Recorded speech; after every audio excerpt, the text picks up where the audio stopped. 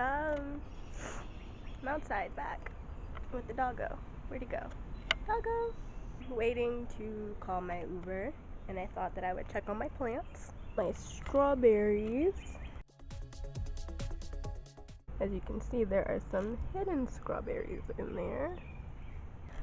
And I've got lemongrass growing and showing.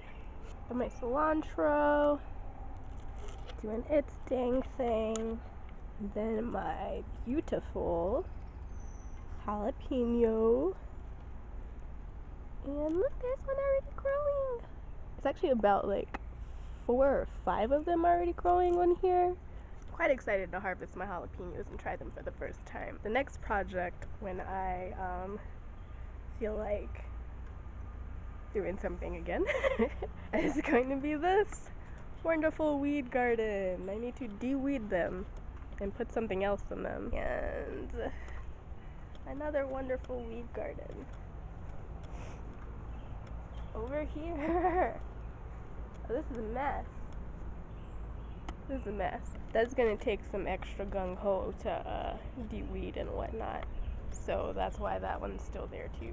Thanks for checking on my gardening with me. See ya.